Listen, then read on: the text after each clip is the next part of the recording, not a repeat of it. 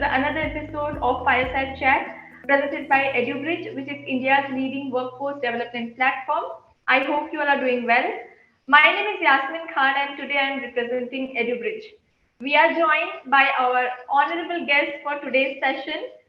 He is Dr. Hemant Kanakia, founder of Maker Bhavan Foundation. And we also have with us CEO of Maker Bhavan Foundation, Ms Damayanti Bhattacharya. Welcome, sir and ma'am. Hello. Hello. So basically, the MBF, that is Maker Bhavan Foundation, is a pioneering organization in the education sector dedicated to modernizing STEM higher education in India. It gives me immense pleasure to welcome both of you to the session. So without further ado, let's start the Q&A. And I would like to firstly ask sir, can you provide us with more information about the Maker Bhavan Foundation, including its background and how it was established? Yeah, wonderful. Thank you so much for inviting me to talk about the Maker Bhavan Foundation and its mission. Maker Bhavan Foundation's mission is to plug the gaps in our engineering education. This was started by a bunch of successful entrepreneurs and executives based in California who came out of the top engineering colleges like IIT from India. We find that even the students that come out of the top tier engineering colleges like IIT are not quite well prepared to do well as engineers in real world. And the situation is even worse when we look at private or regional colleges. What we learn in our engineering colleges is how to answer or how to solve a problem which has just one solution. That gets you good grades, that displays knowledge, but it doesn't really lead to any learning. In real life, those who are successful tend to be inventive, to be able to work in a team, to keep learning, acquiring new knowledges, and be able to build systems that work.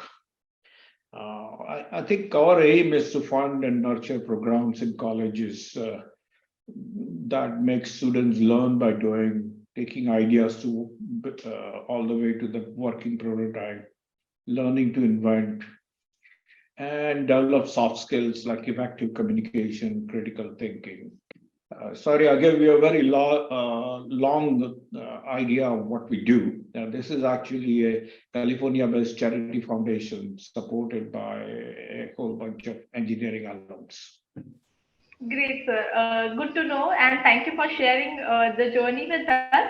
Now, I would like to know, ma'am, from you, what obstacles have you encountered during your work with Maker Bhavan Foundation, and how you have overcome them? So, as a charitable foundation, Maker Bhavan Foundation came into existence in 2019. We know, all of us know what happened in 2020, right? So one of the biggest challenges that we faced when we first registered was the fact that the pandemic itself, right? We promote learning by doing, right? And, for the next 2 years, colleges were closed, right? One of the ways we overcame the challenge was actually to reach out to colleges, right? And to expand our footprint, right? To start the engagement and the process of dialogue itself with various colleges to see if there is interest in learning by doing and experiential learning. So in that sense, we change the challenge to an opportunity, right? And we actually use the period of the pandemic really well, because we reached out to many colleges, and the good news is that most of the colleges were very receptive, which is why we were able to scale up our operations from just 4 colleges to 12 now, right? Much of the groundwork of that expansion actually happened during the pandemic. There are, other challenges because it's a very new concept in India, which is, so there is a lot of education involved, right, with organizations, right, as to what we are trying to do, what we are trying to achieve, to get people on board, not just the administration, but the faculty members themselves, students themselves. But, I see these things as opportunities rather than challenges. So that is my short answer, that one of the Yeah, biggest yeah. challenges was the pandemic itself. Pandemic. But I can say that COVID was a curse which you turned out into a boon for yourself, Hmm. and that's Yeah, a great thing. Good yeah, to know. yeah. Sir, now we would like to know from you, like, can you share some examples of how Maker Bhavan Foundation has impacted students or the education system in India by achieving positive outcomes? The impact of this kind of programs is seen in many different examples. They are at the moment more anecdotal, but we have seen students who actually were planning to go and join in consulting like a Bain Consulting or those kind of consulting firms actually come and decide, no, maybe engineering career is better. There have been number of different student groups that have actually used this as a platform to go ahead and do a startup. I think Damayanti will probably provide you statistics and numbers which sort of suggest the reach that we have and how many people we have impacted. Over to you, Damayanti. Sure. So, let me give you a few kind of concrete examples. The government has many programs through which they try to encourage innovation and programs that encourage the creation of entrepreneurs. We are a very learning outcomes focused organization, so we try to improve student learning outcomes. But one of the things that happen as a happy fallout, right, is the number of prototypes that our students built. And if you look at just last year alone, students built more than 50 prototypes just from 2 of our programs, right? So we have created, and for out of those 50 prototypes, for at least half of them are prototypes which have a provisional patent filed both in India and USA, right? So they have also filed patent applications, right, for both of these programs. So this is, I think, a very good number, right, for the amount of prototypes that it is creating just in a single year alone, right? If you look at the labs that we have funded, right, so we have more than 25,000 square feet of space that is built with the latest technology infrastructure for students to encourage prototyping, right? If you look at some of our oldest labs, right, almost 80% of the incoming class of any batch, right, uses these labs. Half of them are repeat users, which means that the labs are being used optimally. Now, what do the students use those labs for? It could be anything. Sometimes those labs are used by professors to actually teach a component of their programs, courses, right? There's a doing component to their courses. So faculty members use that. Students use that to build their BTP Pro projects, right? So they're being used for a variety of programs. And to connect it back to what Hemant said, that, the transition from students wanting to do a consulting job to finding a hard technology job, core technology job, is probably happening because of that. Now, we do need better means of measuring those outcomes, but we are getting there, right? Right now, we were more focused on getting those programs off the ground, but these are some of the initial data points that we can share with you. I should also mention the 2 other data points which will indicate the impact we are having. Both IIT Bombay and IIT Gandhinagar, where we have had the programs for the longest time, they found that the students are so enamored and learning so much from the kind of activities that we support, mainly the building prototypes and learning from it, that they have actually, starting this year, made it mandatory for all the engineering students, the incoming engineering class, to actually go through what they call a Tinkering 101 course to actually build a prototype. Every single incoming student uses the kind of facility we have to build a prototype. And that's an impact that we are looking for. We are happy about that.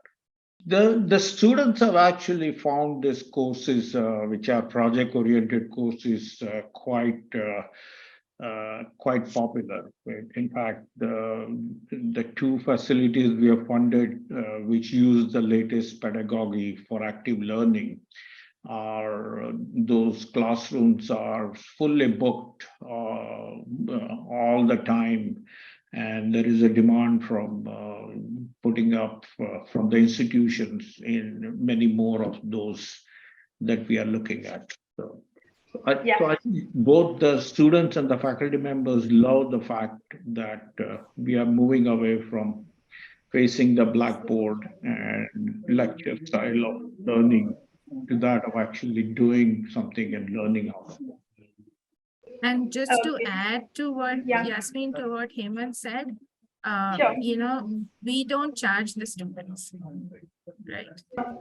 So the programs are funded by the foundation. Everything that we do, they're funded by the foundation, and we raise funding for it, right? Whether it is Great. from corporates or from donors in India, abroad, right?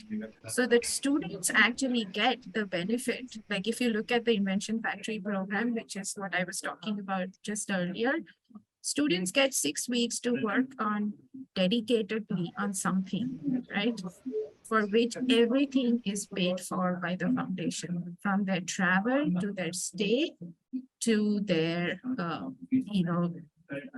the cost of the consumables, the prototype, the foundation pays for everything.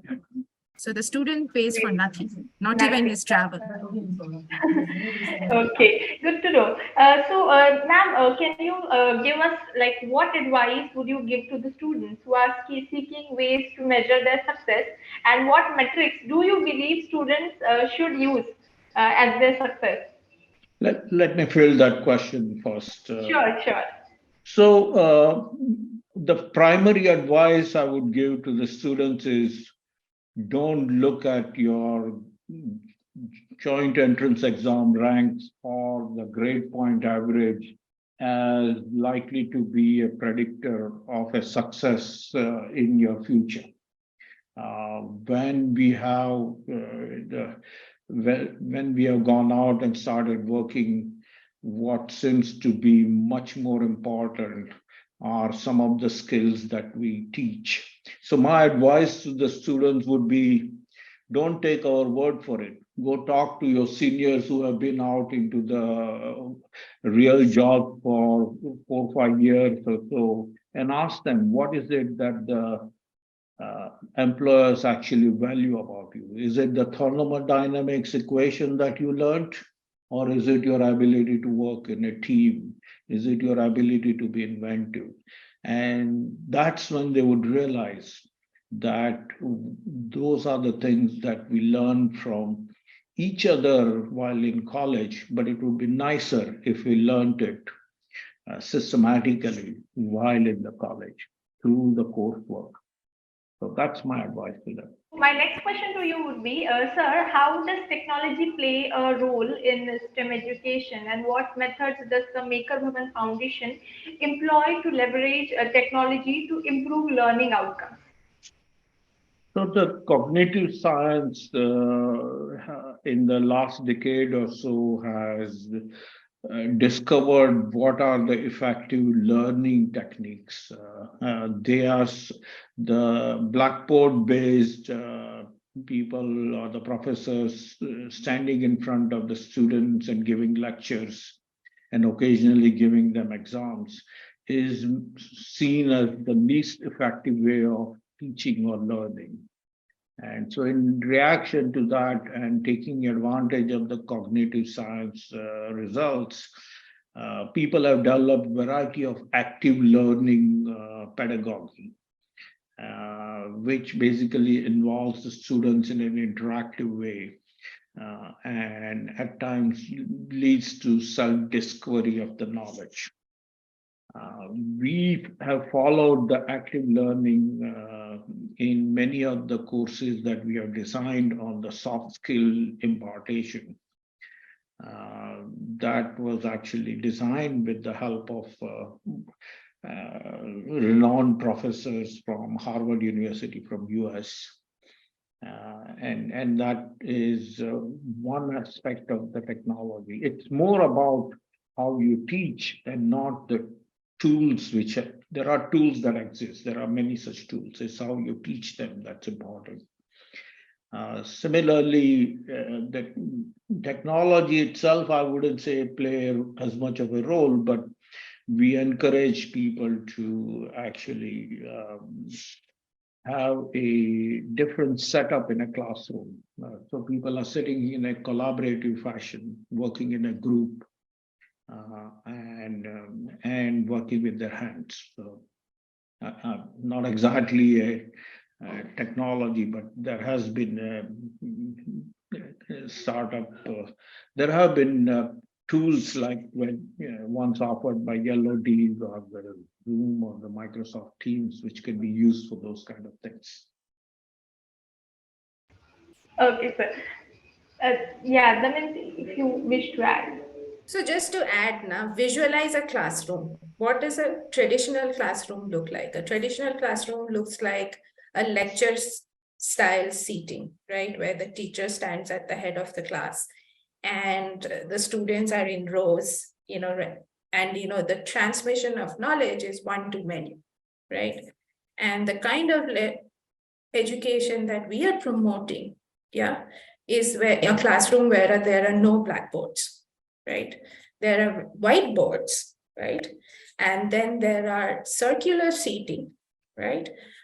Where students sit around in a group, right? And at the beginning of the class, the teacher actually introduces a concept or an idea to the students, right? And then gives them an exercise to basically help them understand the concept, which they do in a collaborative fashion. So the teacher actually is moving from table to table, as not as a teacher, but as an enabler to see how well the students have actually understood the concept. Typically, an exam at the end of the day, right, is where students take a test and they write, and then the teacher gives a score. In this kind of classroom, the exam is asking the students to actually build something, right?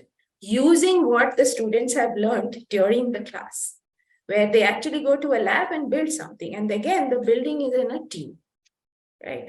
So yes, first of all, the classroom is designed very differently.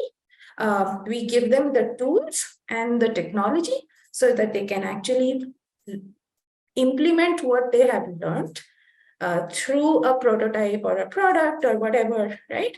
So that we know they have unlearned what the teacher was trying to teach them. So visually, if you try to imagine this classroom and this whole process of learning, it is very different. That is what Hemant was trying to outline, that technology is an enabler to do all this, but it is not the end goal in itself. The end goal is learning and better learning for the students so that when they graduate, they're better products for the industry. Yeah, and I was about to ask you, like, apart from this kind of education, what areas do you believe can be improved in Indian education system to better prepare students for their career? So you have already given some. Just anything you wish to add to that? Many of the things that we are teaching them has a general validity beyond the STEM education. For instance, learning to innovate or invent is something that's useful no matter which discipline you come from.